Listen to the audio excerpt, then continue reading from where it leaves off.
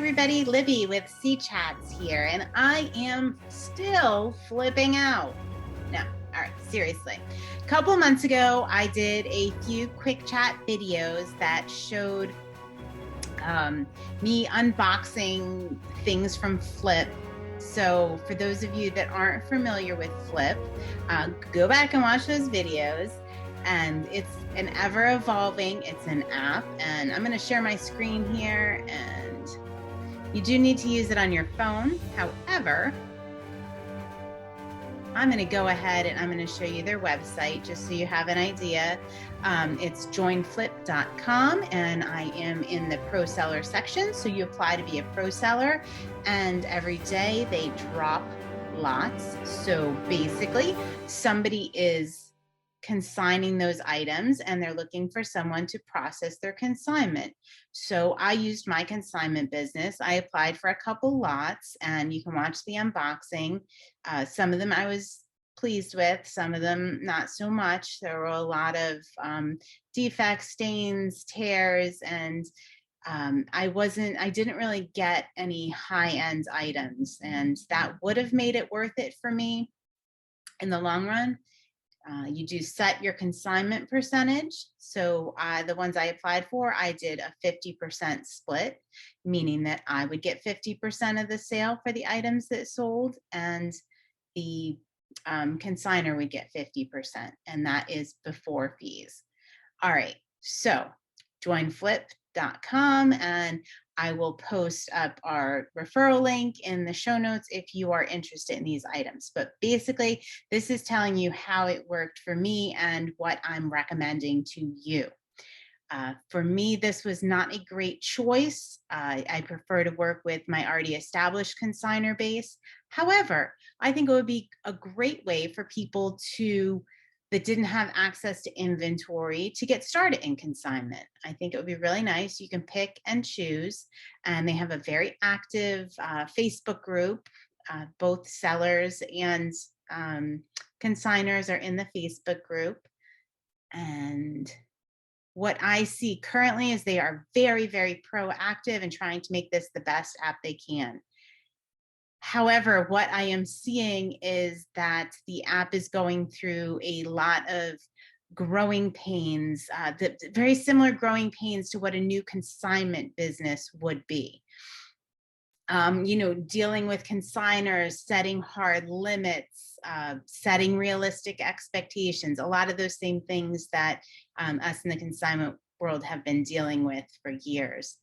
Another thing is there are a lot of resellers that are on there that are trying to send in items that they've already been trying to sell unsuccessfully for a period of time.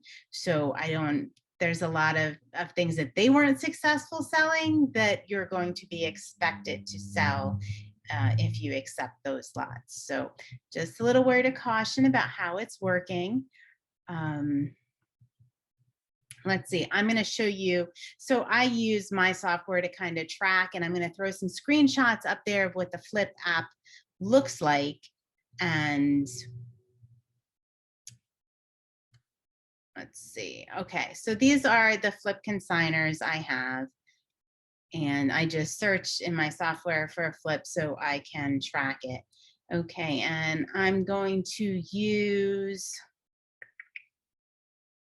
let's try this one. This was my least successful lot. It was a lot of 4 items. They were not in good condition, so I had to really sell them at a very low price. I think it was a lot of 4, and maybe there was 1 damaged item in the lot or something like that.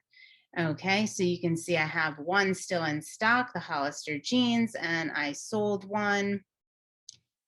And let's take a look at the history here. Let's take a look at the invoice, and I sold that for $9, meaning so that was a 50-50 split. So $4.50 each I paid out in the Flyp app to that consigner. Okay. I did several lots from the same person. She was wonderful to work with. I did a buyout on some of her expired items, and I think I bought out at $4.50 an item. $4.50 an item for some of her stuff. Okay, and let's go ahead and take a look at the payout history. So you can see she has a couple of decent payouts here.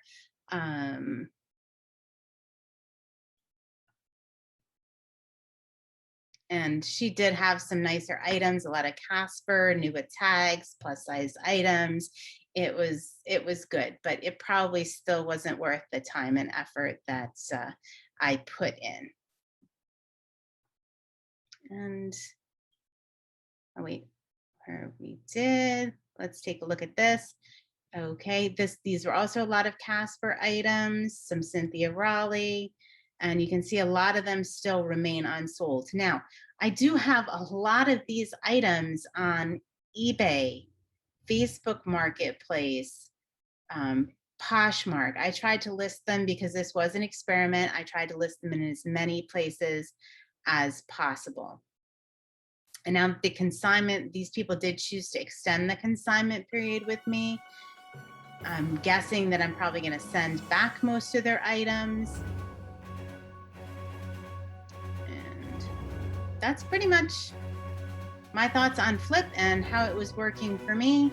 Again, I do not think I will be applying for any more lots. It doesn't fit with my business model. I prefer to service the consigners that I currently have and don't really see the need. Now, if there were really high-end items that I don't necessarily get a ton of from my consigners, I would consider using the Flyp app for a little more, but proceed with caution. Join the Facebook group, apply to be a pro seller, check it out for yourself. There are some positives there if you need inventory, but that's my update and I'm sticking to it. Thanks, guys.